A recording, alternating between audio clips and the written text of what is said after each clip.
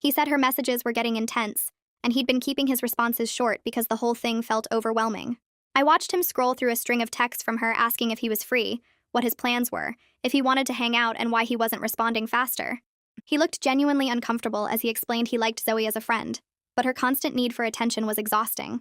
I realized I might have accidentally helped him see what I'd been dealing with all along, this pattern of someone demanding all your focus and making you feel guilty for having other relationships.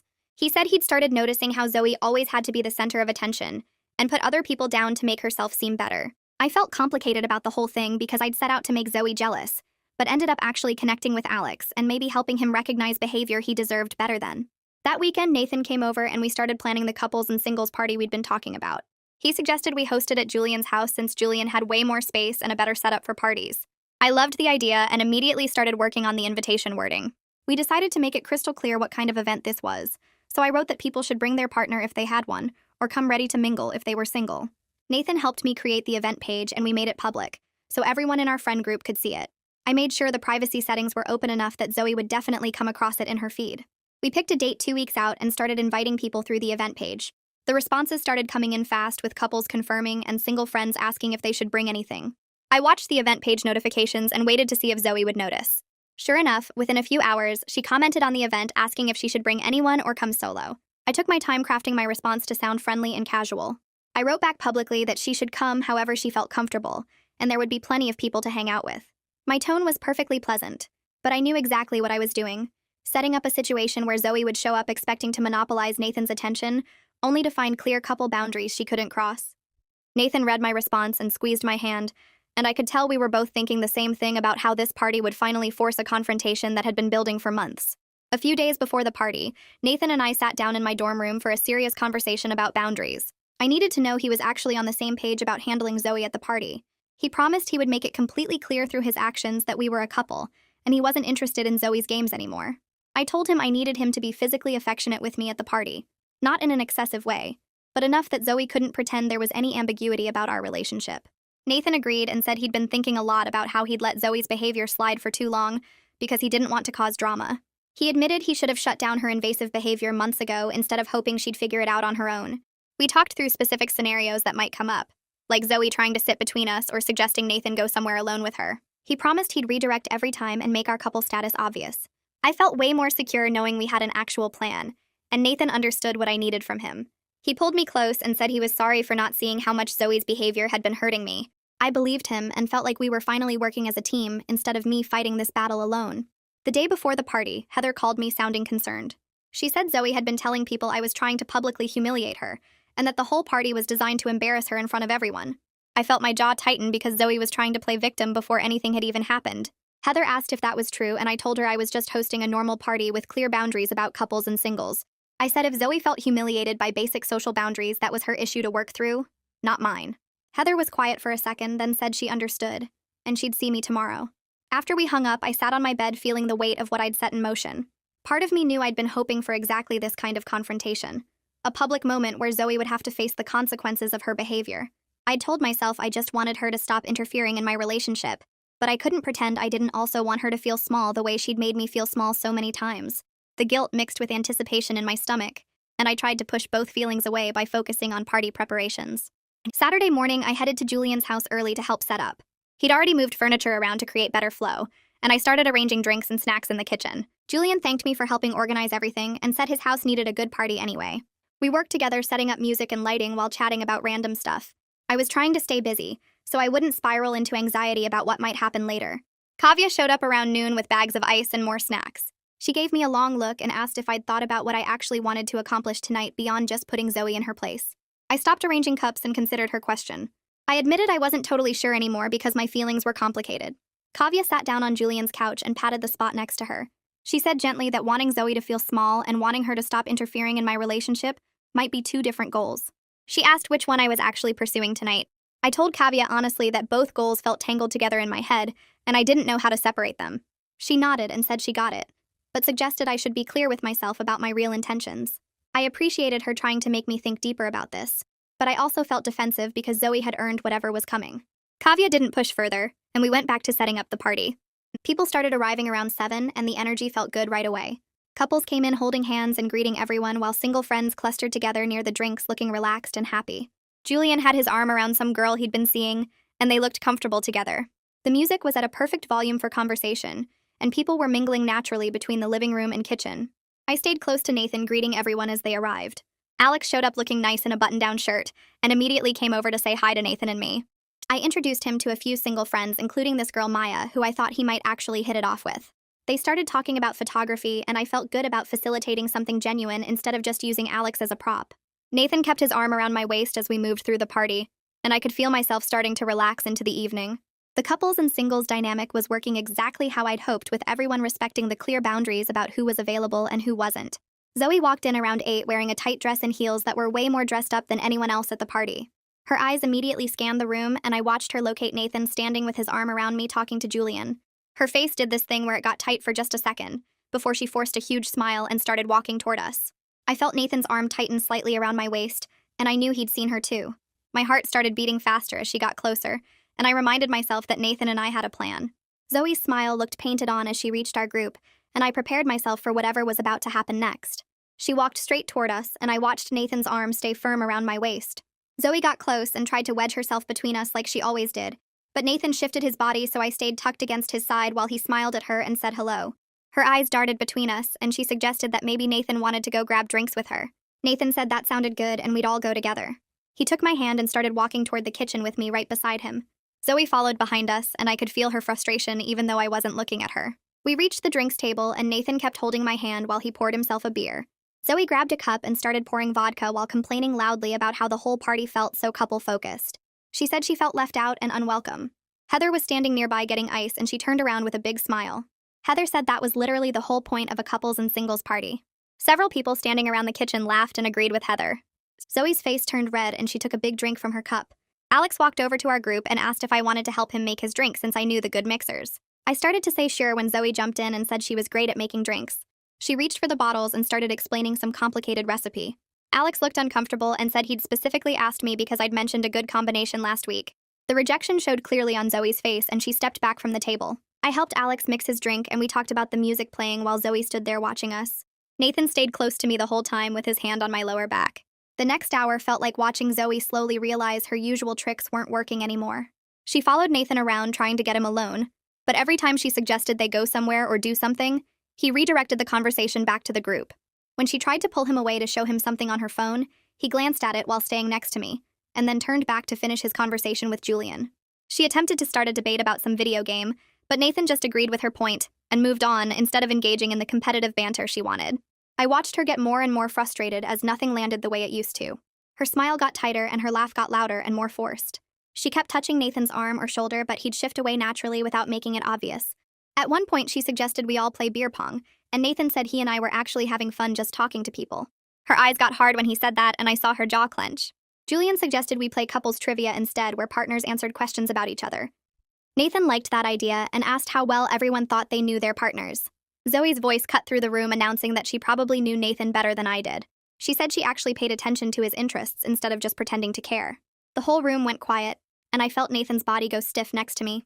Nathan's face changed into an expression I'd never seen before. His eyes went cold and his mouth set in a hard line. He looked directly at Zoe and told her she didn't know him as well as she thought. His voice was calm but firm when he said her constant disrespect toward me and our relationship wasn't cute or funny anymore. He said he was done pretending it was okay. Zoe tried to laugh and wave her hand dismissively. She started to say she was just joking around like always, but Nathan cut her off mid-sentence. He said real friends don't constantly put down their friend's girlfriend. He added that her pick-me act was transparent and exhausting. He told her if she couldn't treat me with basic respect, then she wasn't welcome around us anymore. His words hung in the air and nobody moved or spoke. Zoe's eyes filled with tears, and she looked around the room like she was searching for someone to back her up. Everyone either looked away or stared at their drinks. A few people near Julian actually nodded in agreement with what Nathan had said. Zoe's face crumpled and she grabbed her jacket off the couch. She rushed toward the door and I heard her crying as her footsteps went down the stairs. The front door slammed and the party stayed quiet for another few seconds. I felt this rush of satisfaction flood through my chest. She'd finally faced consequences for all those months of making me feel small. But right behind that feeling came this uncomfortable twisting in my stomach that I didn't expect. People started coming up to me saying it was about time someone called her out. A few friends congratulated me or said they were glad Nathan finally said something. But I noticed some people looking concerned and whispering to each other.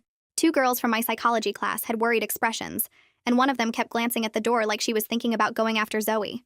The party slowly started up again with conversations resuming and music getting louder, but the energy felt different now.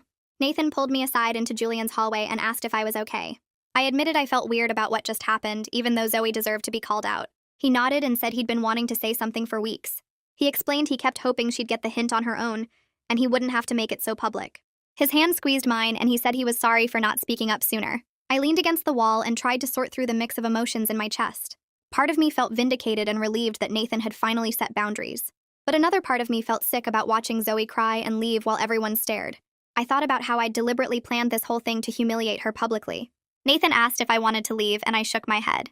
We went back to the party, and I tried to enjoy the rest of the evening, but I couldn't fully shake the uncomfortable feeling that had settled over everything. Julian walked over and pulled out his phone. He showed me a text from Zoe asking if everyone hated her now. His face looked torn between concern and frustration. He said he didn't know what to tell her because, yeah, her behavior had been really bad for months, but watching her leave crying made him feel weird about the whole thing. I stared at the message on his screen and felt my stomach twist harder. Part of me wanted to say she deserved it after everything she put me through. But another part of me kept seeing her face crumple right before she ran out. Julian put his phone away and squeezed my shoulder before walking back to where some other friends were standing. I realized this whole situation wasn't as simple as good guy versus bad guy like I'd been telling myself. The party kept going around me, but everything felt different now. People were laughing and talking, but the energy had this uncomfortable edge to it. Some friends kept glancing at me like they wanted to say something but weren't sure how. Others avoided looking at me completely. I tried to join conversations, but I couldn't focus on what anyone was saying. My brain kept replaying Zoe's tears, and the way everyone had just watched her leave. Alex found me standing alone near the kitchen counter about an hour later. He leaned against the wall next to me and said quietly that he hoped I wasn't feeling bad about what happened. He told me Zoe's behavior really had been out of line for a long time. His voice was gentle, but I could hear the discomfort underneath it. He kept shifting his weight from one foot to the other. I thanked him and tried to smile, but it felt forced. Even Alex seemed uneasy about how everything went down, even though he was trying to be supportive. He mentioned he was going to head out soon and asked if I was okay. I nodded and told him I was fine. He gave me a quick hug and left with a couple other people. I watched more guests start filtering out and realized the party was winding down earlier than Julian had planned. Kavya drove me home around midnight. The car was quiet except for the radio playing softly. She kept her eyes on the road but finally asked how I was feeling about everything. I stared out the window at the dark streets passing by. I told her honestly that I'd wanted Zoe to face consequences for months of making me feel terrible. But actually watching her cry and run out of the party felt worse than I'd expected it to. My voice cracked a little when I admitted I wasn't sure if that made me a good person or just someone who got what they wanted and now felt guilty about it. Kavya reached over and squeezed my hand. She said it was okay to have complicated feelings about it. She pulled up to my building and asked if I wanted her to come up. I shook my head and thanked her for the ride. I walked up to my apartment feeling exhausted in a way that had nothing to do with being tired. My phone woke me up the next morning with a series of text notifications. I grabbed it and scrolled through messages from at least 7 different people in our friend group. Some of them were completely supportive, telling me Zoe had needed that wake-up call for a long time. Heather sent a long message saying she was proud of me for finally standing up for myself. 2 other friends said similar things about how Zoe's pick-me act had been annoying everyone. But then I got to messages from 3 people suggesting the public call-out had been too harsh. One girl I knew from psychology class wrote that she understood my frustration, but thought I could have handled it privately instead of letting it blow up at a party. Another friend said he felt bad for Zoe even though her behavior was wrong. I set my phone down and stared at my ceiling. The mixed reactions made my stomach hurt all over again. Nathan came over that afternoon. We sat on my couch and he immediately brought up what happened at the party. His face was serious in a way I wasn't used to seeing. He apologized for letting things get to that point with Zoe. He admitted he should have set clear boundaries with her months ago instead of just hoping she'd stop on her own. He said he kept thinking if he was nice enough she'd realize her behavior was inappropriate without him having to make it awkward. His voice got quieter when he said he was sorry for letting the tension build until it exploded publicly like that. I leaned against him and felt some of the weight in my chest ease up a little. At least Nathan and I were on the same page now, even if everything else felt messy. I took a deep breath and confessed something I'd been holding back. I told Nathan I'd deliberately befriended Alex partly to make Zoe jealous. I explained how I'd excluded her from girls' night specifically because I wanted to hurt her feelings the way she'd hurt mine. Nathan was quiet for a long moment. He stared at his hands, and I could see him processing what I'd just admitted. Finally, he said he understood why I did those things given how Zoe had treated me. But then he asked if I actually felt good about those choices now. His question hung in the air between us. I wanted to say yes immediately, but the word wouldn't come out. The truth was, I didn't feel as satisfied as I thought I would. Nathan kept looking at me with this patient expression waiting for my real answer. I finally admitted I didn't feel entirely good about my revenge tactics, even though Zoe's behavior had justified my anger. Nathan nodded slowly and said something that hit me hard. He pointed out we could both acknowledge that Zoe was wrong in how she treated me and our relationship, but we also had to recognize that I'd let myself become manipulative in response. He said that was something I needed to think about seriously. His words stung because they were true. I'd been so focused on making Zoe pay that I hadn't really thought about what kind of person I was becoming in the process. We sat together quietly for a while, just holding hands. My phone buzzed with a text from Heather later that evening. She wrote that Zoe had messaged her with what seemed like a genuine apology. According to Heather, the message admitted Zoe had been feeling insecure and taking it out on other women instead of dealing with her own issues. Zoe apparently asked if there was any way to fix things with the friend group. Heather wanted to know how I felt about that possibility. I read the message 3 times trying to figure out my honest reaction. Part of me was still angry and wanted to tell Heather that Zoe didn't deserve another chance, but another part of me remembered what Nathan had said about both of us needing to be better. I typed out a response to Heather telling her I needed time to process everything that happened. I wrote that I was open to Zoe apologizing directly to me if she was genuinely ready to change her behavior and treat people with respect. Then I added something that was hard to admit. I told Heather I hadn't been perfect in how I handled things either. I acknowledged I'd been working on being better about addressing problems directly, instead of through social games and manipulation. Heather responded with a heart emoji and said she thought that was really mature of me. I set my phone down feeling like maybe this whole mess could eventually lead to something better, even if it sucked getting there. 3 weeks passed and things slowly settled into a new normal. Zoe started keeping her distance from me and Nathan, but she'd show up to occasional group hangouts. When she did come around, she was noticeably different. She didn't make those constant comments putting other women down anymore. She actually asked people questions and listened to their answers instead of just waiting for her turn to talk. She stopped trying to prove she was cooler than everyone else. Nathan and I got stronger through everything that happened. We learned how to communicate better about boundaries and what we needed from each other. I became way more aware of my own capacity for being petty and manipulative when I felt threatened. That awareness made me work harder at handling conflict in healthier ways. Our friend group felt more genuine now without all the underlying tension. I caught myself genuinely laughing at Julian's dumb jokes during a game night and realized I was actually happy. My relationship felt solid and my friendships felt real.